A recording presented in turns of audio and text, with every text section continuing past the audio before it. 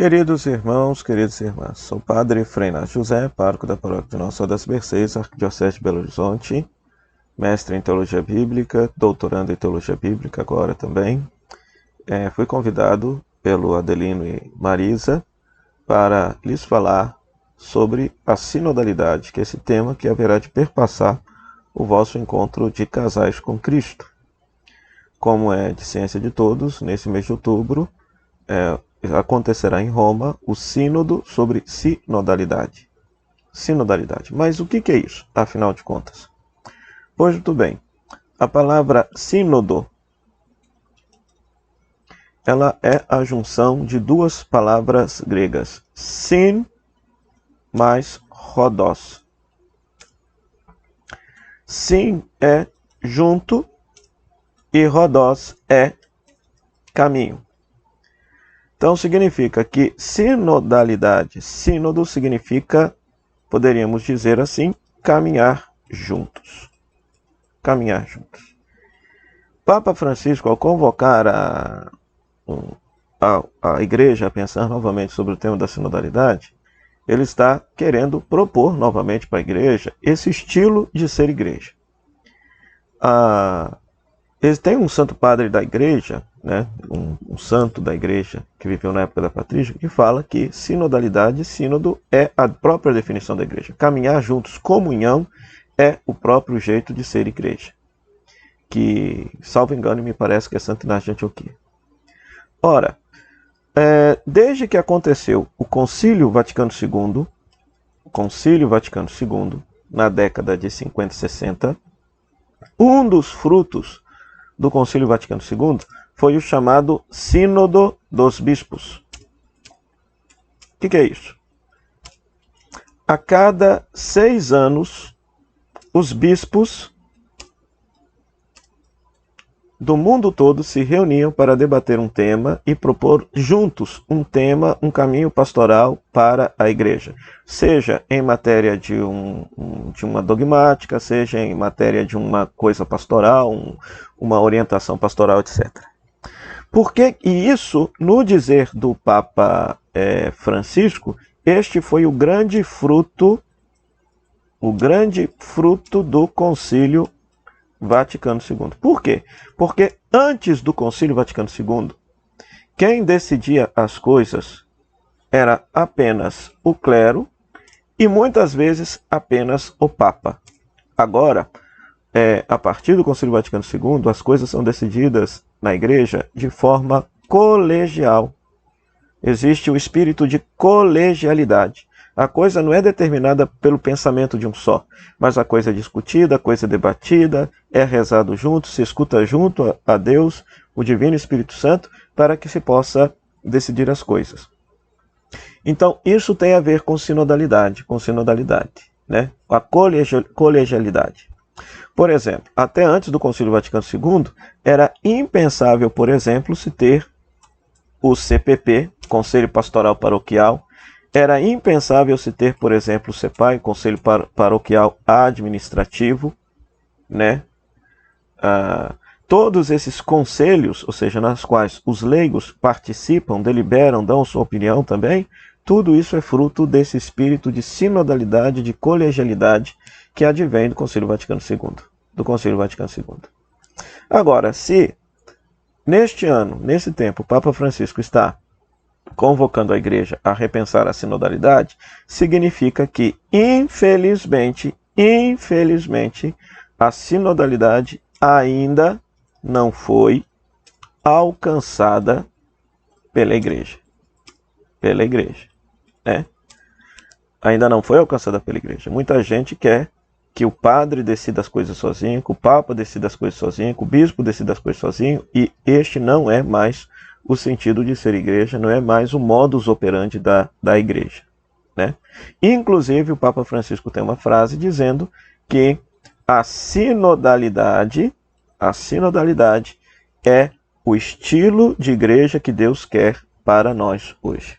Uma igreja que caminha junto, uma igreja que delibera junto e que juntos assumam a missão evangelizadora da igreja. O Papa Francisco define sinodalidade com 3 palavras. A primeira palavra é comunhão. comunhão. Ou seja, o que significa isso aqui? Pela comunhão, todo cristão, pelo batismo, o batismo nos fez uma só família. Nós somos um só corpo, que é o corpo místico de Cristo, que é a igreja. Então não se é cristão sozinho, não tem jeito de ser cristão sozinho. É impossível ser cristão sozinho. Esse papo de ser cristão sozinho, de seguir Jesus sozinho, esse papo de crente, de protestante, dessa crentaiada aí. Mas não, na Igreja Católica é impensável ser cristão sozinho. Sempre ser cristão dentro de uma família, dentro de um contexto de comunhão de vida com as outras pessoas, por força do nosso batismo. O batismo nos inseriu num corpo místico de Cristo, que é a igreja. Então, sinodalidade significa viver um espírito de comunhão. Então significa que eu preciso tratar o meu irmão de comunidade como o meu irmão mesmo. Aliás, eu diria o seguinte, que por força do batismo, o vínculo espiritual que se tem com as outras pessoas da igreja, ele é muito mais forte, inclusive, do que o vínculo que se tem com a própria família, que é o vínculo de sangue. Está lá no Evangelho, meu pai, minha mãe e meus irmãos são todos aqueles que ouvem a palavra de Deus e a põem em prática. Ou seja, Jesus coloca que a família espiritual daqueles que seguem a palavra de Jesus e a praticam tem um vínculo, ou seja, tem um vínculo muito mais forte do que o próprio vínculo sanguíneo, A outra palavra que o Papa Francisco utilizou para definir sinodalidade é a palavra participação. Ou seja, todo cristão batizado, todo batizado deve decidir opinar sobre a realidade da sua igreja.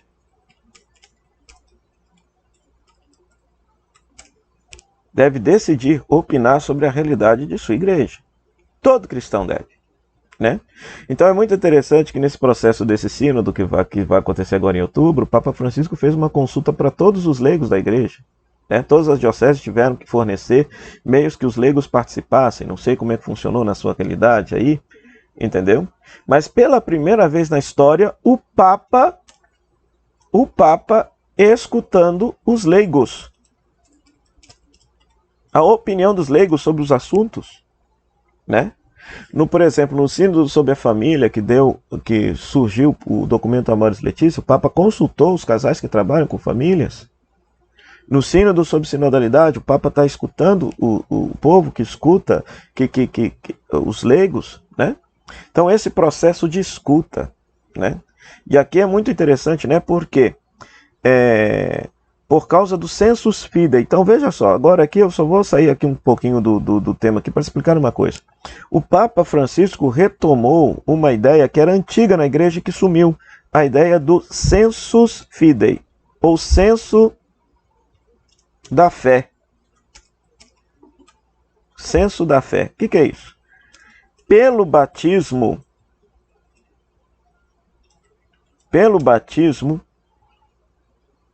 todos foram ungidos com o Espírito Santo, de tal maneira que o Espírito Santo não deixa com que a igreja erre, em termos de fé. Deixa eu só me esconder aqui um pouquinho para que vocês possam ver aqui melhor o que eu estou escrevendo aqui. Pronto, aqui, sim, beleza. Então veja só, todo cristão foi ungido pelo Espírito Santo. Então, o Espírito Santo dá um senso de fé para todo cristão batizado. Isso por quê? Porque durante muito tempo se ensinava que se tinha uma elite na igreja, que era o clero, Papa, bispo, diácono, etc., cardeal, que ensinava e o povo só aprendia.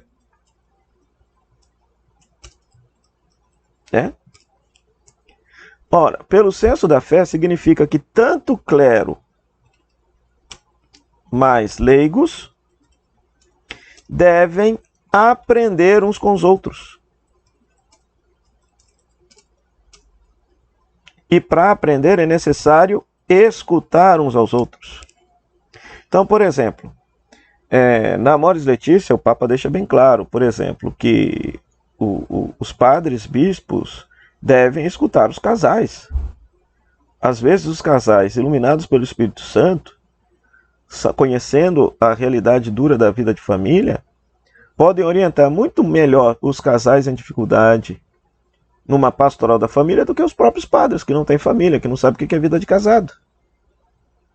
Mas antes se pensava o quê? Que o clero, pelo fato de ser clero,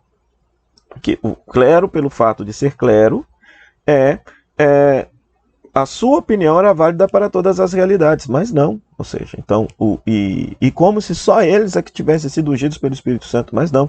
Todo cristão batizado foi ungido pelo Espírito Santo. Ao ser ungido pelo Espírito Santo no dia do seu batismo, o Espírito Santo lhe deu o senso da fé. Ou seja, ele não pode enganar-se em termos de fé e de costume da igreja.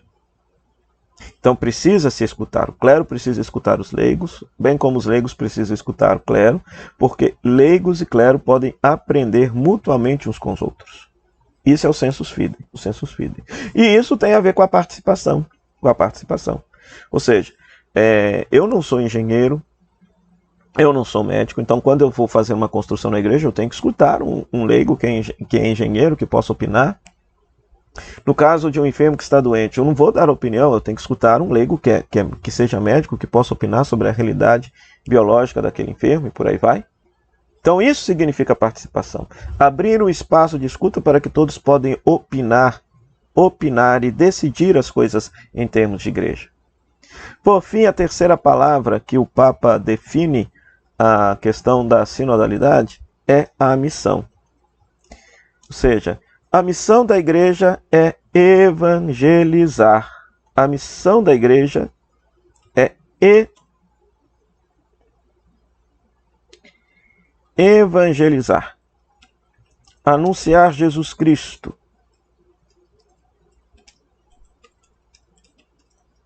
Jesus Cristo como caminho, verdade e vida. Essa missão de evangelizar não é só do padre, não é só do bispo, não é só do clero, não é só do diácono. Essa missão é de todo cristão batizado. Todo cristão batizado. Os leigos evangelizam o mundo, porque eles estão presentes no mundo, no campo do trabalho, da economia, e ao passo que o clero evangeliza dentro da comunidade por meio dos sacramentos e pregação da palavra.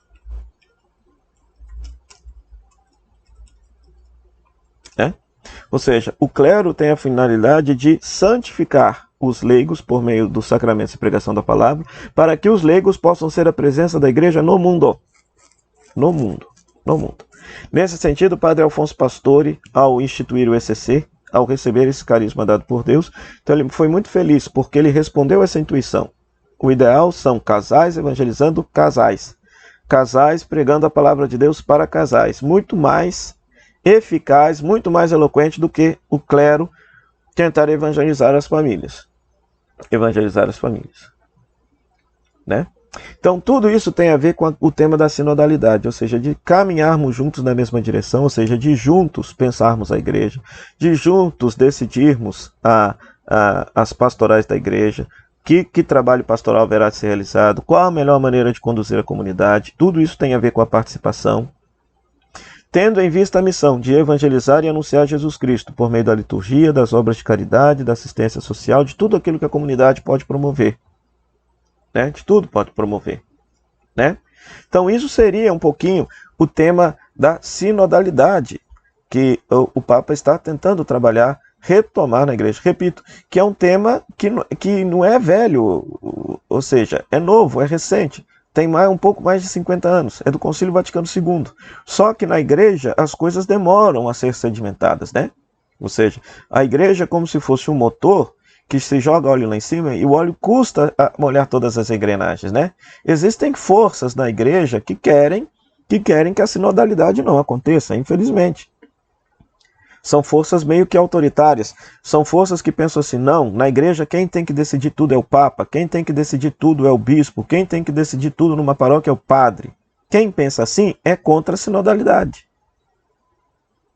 Pois, desde o Concílio Vaticano II, a proposta para a igreja é que todos, leigos e clero, caminhando juntos, possam deliberar, pensar juntos o caminho pastoral da igreja, pensar juntos a administração da igreja, pensar juntos um projeto de evangelização da igreja. Por quê? Porque nós somos uma comunhão, porque nós somos uma família. O batismo nos fez uma família. O batismo nos iguala a todos por baixo, pela raiz, porque todos somos batizados. O padre, bispo e diácono, eles na verdade são servidores dos batizados, né? São os empregados dos batizados, né? Eles recebem um ministério para servir a todos os batizados. Mas eles não são uma elite. Por isso, todos os batizados devem participar. E aqui está uma falha, porque tem muita gente na igreja, e a gente sabe disso, que vai lá apenas para pedir uma graça, pedir uma bênção, resolver o seu problema, né? Ou seja, precisa-se melhorar muito essa conscientização de todos os batizados de que eles são igreja. Eu não vou à igreja, eu não frequento a igreja, eu sou igreja. Então, por isso eu devo decidir, devo opinar, devo dar a minha opinião, né? Devo dar a opinião. Então, nesse sentido, por exemplo, as lideranças da igreja têm que estar sempre abertos a esse processo de escuta, escutar o povo que participa, o povo que está lá, né? Então, é muito importante isso, porque a participação se dá por meio da escuta, de escutar as opiniões das pessoas, né? E isso por quê? Porque todos devemos aprender uns com os outros, porque o Espírito Santo ungiu a todos com a graça de não errar em termos de fé. É o sensus fidei. É o sensus fidei, o senso dos fiéis, né? Então, nesse processo de escuta, padres escutando os leigos escutando os padres, para que juntos possam deliberar o melhor caminho para a igreja. E tudo isso tendo em vista o quê? A missão da igreja, que é de evangelizar, anunciar Jesus Cristo, né? Inclusive tem a ver com o tema desse ano vocacional, né? Corações ardentes, pés a caminho, né?